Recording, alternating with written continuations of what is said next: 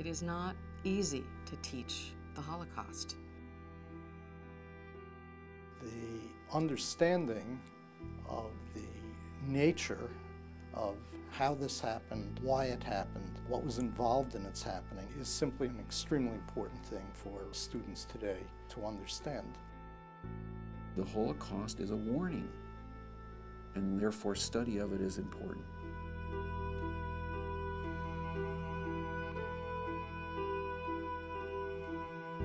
Ever since after the war, there was this nagging question of why I survived and no one else in my particular family. And it was a constant sort of, there must be something that I can do to perpetuate their memory and the millions of others. All right. My name is Arthur Bourne. Initially, the Holocaust Educational Foundation engaged in the taping of survivors in order to preserve the record of their testimony. They were doing that up until around 87, 88, and they continued doing it for a while longer. The real need was for an organization to foster Holocaust study at the college and university level, and that became their mission. And it was really Zev who said, no, if you really want to do this, you have to get it into the undergraduate curriculum. That is ultimately what shapes what the educated public in America knows and thinks. Over the course of the next 2 decades, the Foundation's mission evolved. Today, the Holocaust Educational Foundation has 4 main objectives. First, the establishment of Holocaust courses at universities and colleges throughout the United States and around the world. Second, educate professors at the annual Summer Institute on the Holocaust and Jewish civilization. Third, provide an interdisciplinary gathering for Holocaust scholars, the Lessons and Legacies Conference Series. And finally, to give teachers the opportunity to walk the sites where the Holocaust took place during the East European Seminar.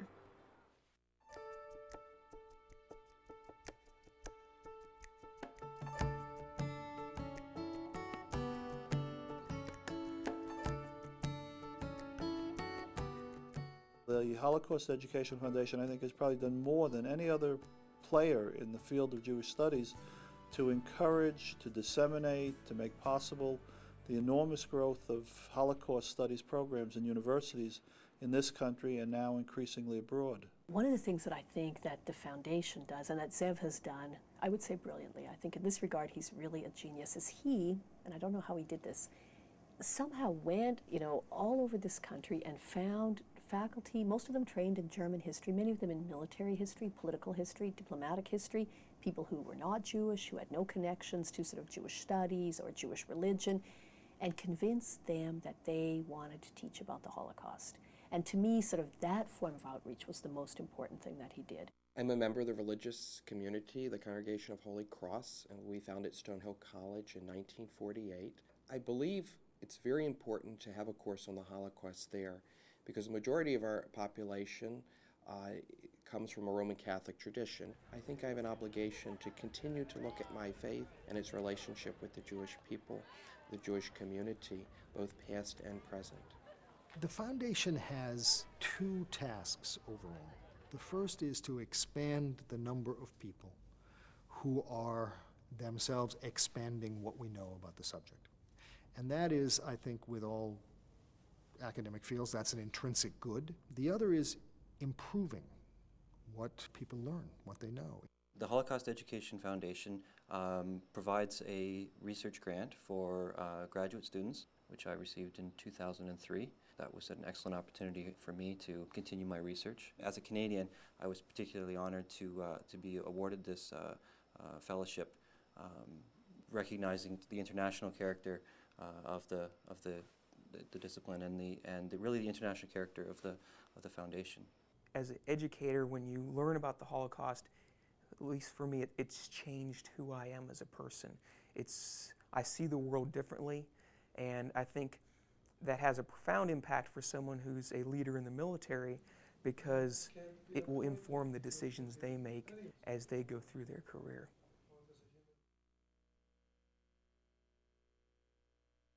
The Holocaust is one of those events that we know of in history, but a lot of times you say, yes, I recognize what the Holocaust is, but I don't have an in-depth knowledge of it, and that is one of the main reasons I was drawn to this course. This class and other classes throughout the country offer the opportunity to really get the whole picture of not only why the Jews, but why Germany and why the 1940s and how could this really happen. I had the fortunate meeting to meet a Holocaust survivor who told me he'd lost 90 relatives in the Holocaust.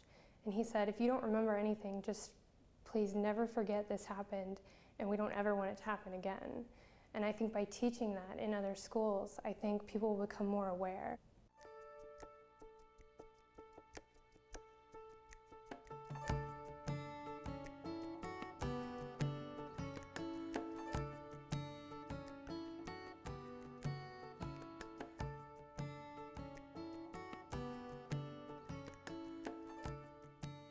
We want to provide as much information as possible that will be practical and helpful to these people who are going to or are already teaching these courses on the Holocaust. It was 15 graduate students and 15 faculty members, and we all became students at this institute. And suddenly I went from feeling like a very uncertain graduate student to someone who had a voice that was as important as anybody else's voice.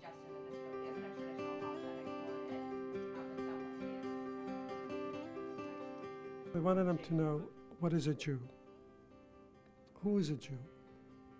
Who is this Jew that has been discriminated against, killed? So when they go into the classroom, they can present a valid picture of what it is. I think the understanding of the Institute, at least one of its kind of founding motives, was that there are people who are interested in the Holocaust who don't know a great deal about Jewish culture, Jewish tradition, the Jewish people before the Holocaust happened. And in light of what we were just saying, the very last sentence talks about those who died and those who survived. I loved the fact that this has been interdisciplinary. It has really, for me, just, sort of widened my horizons and given me both, idea and information resources as well as people resources for thinking about and teaching about the Holocaust. The Holocaust Educational Foundation, with its biannual conference, Lessons and Legacies, it offers an incredible experience for young scholars such as myself. Professors need an outlet to meet other professors, share and develop material, what the meaning of the Holocaust was, what is it for future generations. And where they can just meet professors with graduate students and talk to each other, meet hundreds of new people that do the same thing. For the foundation to bring people together and then to publish the proceedings really provides immeasurable opportunities for different contacts to be made among scholars at all different levels of their careers. I find the Lessons and Legacies just an excellent conference to go to. It's the cream of the crop of conferences on the Holocaust that I've been to. First-rate people come here, excellent papers. I really come to it for scholarly reasons. The Lessons and Legacies Conference plays a tremendous role in motivating and encouraging and activating people who are in the field. So that's one dimension of it. But the other is increasing the number of people who are engaged in teaching the subject. To have been in those places and in those spaces, to have walked the length of Birkenau, to have walked in Majdanek and the other camps, to have been at the Umschlagplatz in Warsaw. It makes it real, it makes it human in a way that is very important with the Holocaust. It's just otherwise too easy for students to get, in a sense, desensitized to it. I shot photographs there of the sites we visited, and I've integrated those in my lectures. It makes it very immediate and very real because they know me, and it's sort of, in a way, I become a substitute living embodiment of the whole experience. If their professor had been there and was literally walking on the ground of Treblinka, Auschwitz, Sobibor, etc., then it really existed. So right there, for them, the existence of the place became real. The Holocaust Education Foundation has really been a pioneer and a central player in the development of the whole field of Jewish studies. It's quite a remarkable testimony to Zev Weiss and his board.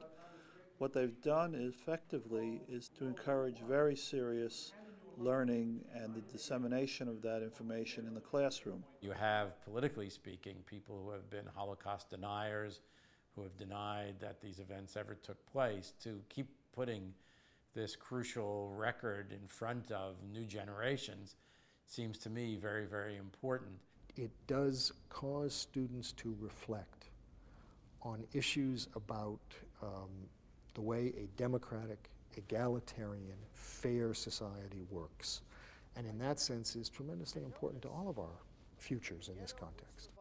One of the most important things I ever heard Zev say was, all I care about is that you create a student. If you create one student who cares more about this and who follows it, then you've done the right thing. The Holocaust is one of the greatest catastrophes that has befallen our people. And by teaching, we contribute to develop a better human being.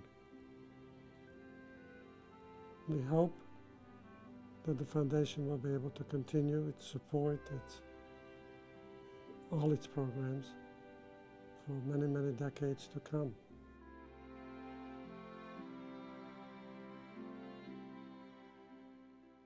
I stand up in front of the class and just look at all of them and say, sometime in your lifetime, you're going to learn by whatever media exists then, that the last living Holocaust survivor has died of old age. In whose hands will the memory of the Holocaust reside then?